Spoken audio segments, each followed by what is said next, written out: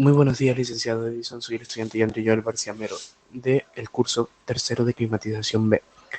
El tema que le voy a dar es la generación del 30. La generación del 30. La literatura ecuatoriana se ha caracterizado por la formación de grupos de escritores que se pronuncian ante el acontecimiento social y político de su época.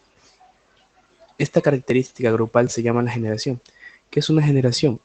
Un conjunto de ideología de sus miembros y un lenguaje literario común. Escritores de la misma edad y sienten una común rebeldía. Un acontecimiento político o social que los identifica en acción y lucha. Conciencia en estudios formativos y educacionales. La generación del 30 corresponde a la penetración de las corrientes socialistas en nuestro país, corriente que no llega al poder sino sobre todo al grupo intelectuales, desde que influyen lo notable en los sectores populares y la sociedad en la general. El indigenismo llega al Ecuador con la obra Plata y Bronce de Fernando Chávez, publicada en 1827. Ella marca el esquema que las obras de este periodo, los exploradores, hacendados, curas, tenientes políticos y los explotados indios y montubios, en una literatura realista. Se caracterizaba por incorporar en la narrativa el hombre diario y su tierra. Se busca definir el sentido de la nación de la cultura. Esta, busca, esta búsqueda de una identidad se tradujo en un acontecimiento a la condición humana del montubio, el cholo, el indio, el obrero. Estos personajes representan a grupos humanos. La literatura quiere denunciar, protesta y reclama por la explotación de la injusticia. Los escritorios del 30 se rebelaron contra el lenguaje heredado de la tradición literaria española.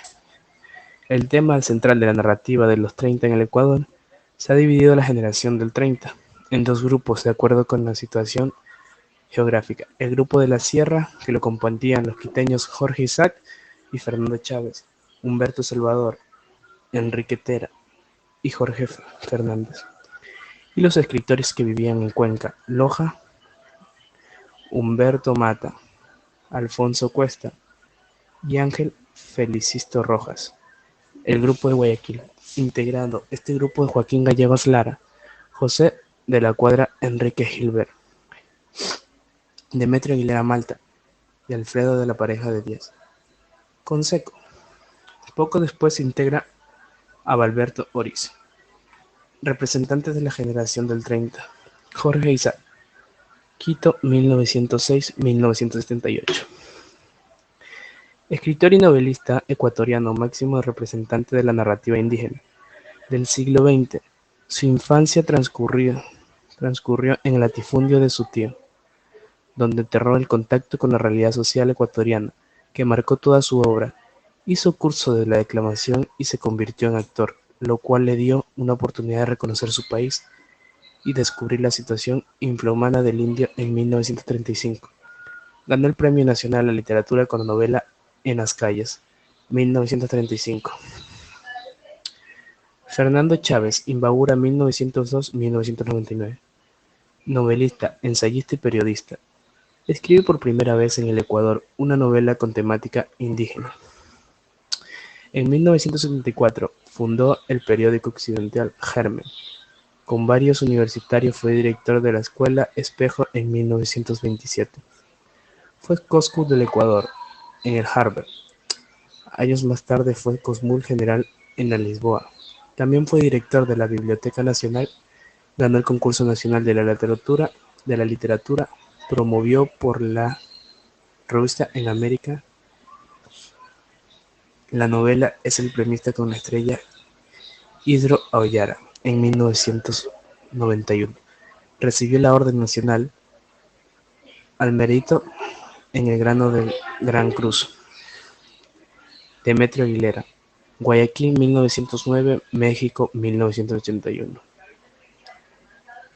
Escritor ecuatoriano, junto a José Gallegos Lara, en Gilbert publicó volumen de los relatos Los que se van, 1930, considerado el primer texto moderno de la literatura en Ecuador.